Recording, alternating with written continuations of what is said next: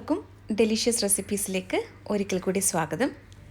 ഇന്ന് വളരെ ടേസ്റ്റി ആയിട്ടുള്ള പെപ്പർ ചിക്കൻ്റെ റെസിപ്പിയുമായിട്ടാണ് ഞാൻ വന്നിരിക്കുന്നത്.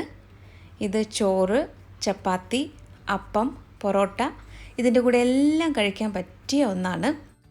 ഇത് തയ്യാറാക്കാനാണെങ്കിലോ വളരെ എളുപ്പവുമാണ്. അപ്പോൾ നമുക്ക് തുടങ്ങിയാലോ? ഒരു കടായിലേക്ക് കുറച്ച് വെളിച്ചെണ്ണയാണ് ഞാൻ ഒഴിക്കുന്നത്. വെളിച്ചെണ്ണയോ വെജിറ്റബിൾ ഓയിലോ നിങ്ങൾക്ക് എടുക്കാവുന്നതാണ്. ഞാനിപ്പോൾ ഇവിടെ വെളിച്ചെണ്ണയാണ് എടുത്തിട്ടുള്ളത്. അപ്പോൾ എണ്ണയൊന്ന് ചൂടായി വരുമ്പോഴേക്കും ഇതിലേക്ക് 1/2 ടീസ്പൂൺ പെരുംജീരകം ചേർത്ത് കൊടുക്കാം.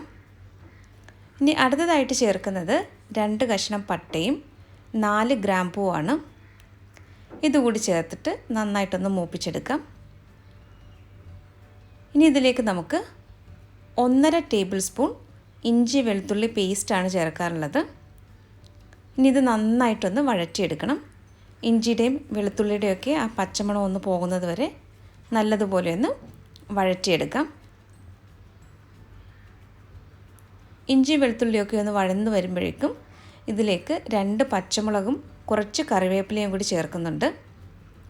വീണ്ടും ഇതൊന്ന് വഴറ്റിയെടുക്കാം. അടുത്തതായിട്ട് ഇതിലേക്ക് ചേർക്കുന്നത് സവാളയാണ്. 2 സവാളയാണ് ഞാനിതിലേക്ക് ചേർക്കുന്നത്. വളരെ ചെറുതായിട്ടാണ് ഇത് കട്ട് ചെയ്തെടുത്തിട്ടുള്ളത്. ഇനി ഇത് നന്നായിട്ടൊന്ന് വഴറ്റിയെടുക്കണം. ഈ പെപ്പർ ചിക്കൻ തയ്യാറാക്കാനായിട്ട് വളരെ എളുപ്പമാണ്. പെട്ടെന്ന് തന്നെ നമുക്കിത് തയ്യാറാക്കിയെടുക്കാൻ പറ്റും.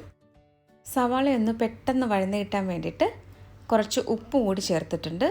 ഇനി ഇത് നന്നായിട്ട് ഒന്ന് വഴറ്റിയെടുക്കണം.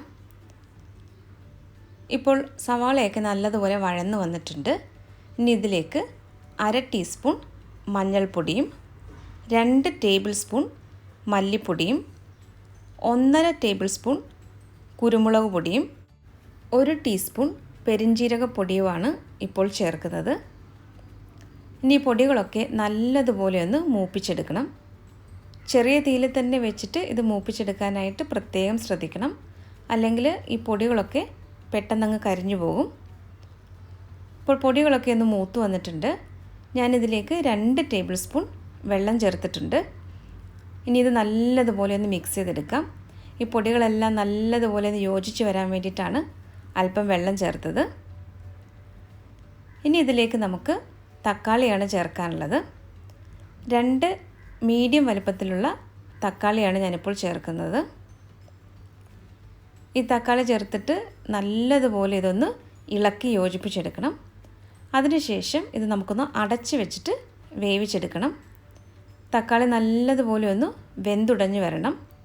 അപ്പോൾ ഒരു 3-4 മിനിറ്റെങ്കിലും നമുക്ക് അടച്ച് വെച്ചിട്ട് വേവിച്ചെടുക്കാം.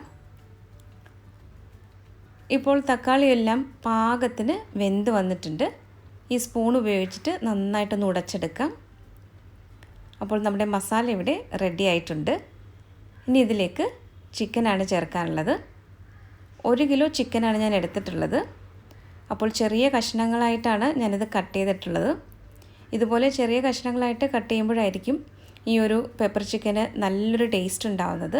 മസാലയൊക്കെ നന്നായിട്ട് പിടിക്കാനായിട്ട് നല്ലത് ചെറുതായിട്ട് കട്ട് ചെയ്തെടുക്കുന്നതാണ്.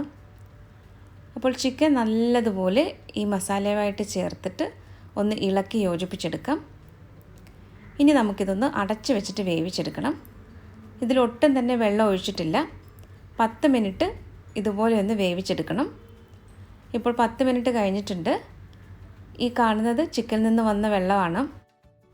അപ്പോൾ ചിക്കൻ ആദ്യം ഒട്ടും തന്നെ വെള്ളം ചേർക്കാതെ ഒരു 10 മിനിറ്റ് മീഡിയം ഫ്ലെയിമിൽ വെച്ചിട്ട് ഇതുപോലെ ഒന്ന് വേവിച്ചെടുക്കണം. അതിനുശേഷം നല്ലതുപോലെ ഒന്ന് ഇളക്കി യോജിപ്പിച്ചെടുക്കുക. ഇനി ഇതിലേക്ക് 1/2 കപ്പ് ചൂടുവെള്ളമാണ് ഞാനിപ്പോൾ ചേർത്തത്. ചൂടുവെള്ളം തന്നെ ചേർക്കാനായിട്ട് പ്രത്യേകം ശ്രദ്ധിക്കണം. നല്ലതുപോലെ ഒന്ന് ഇളക്കി കൊടുക്കാം. വീണ്ടും ഇത് അടച്ചു വെച്ചിട്ട് ഒന്ന് വേവിച്ചെടുക്കണം. ഇതൊന്ന് തുറന്ന് നോക്കാം. ഈ കറി ഒന്ന് കുറച്ചുകൂടി ഒന്ന് കുറുകി വരാനുണ്ട്.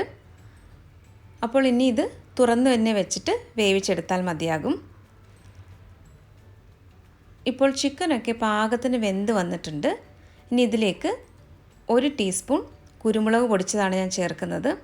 നന്നായിട്ടൊന്ന് ഇളക്കി കൊടുക്കാം.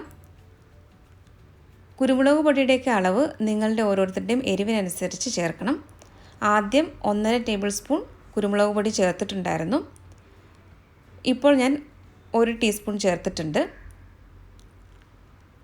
അതുപോലെ തന്നെ കുരുമുളക് പൊടി ഒരുപാടങ്ങ് ഫൈനായിട്ട് പൊടിക്കാതെ ഒന്ന് ക്രഷ് ചെയ്തെടുത്തിട്ട് ചേർക്കുന്നതായിരിക്കും നല്ലത്.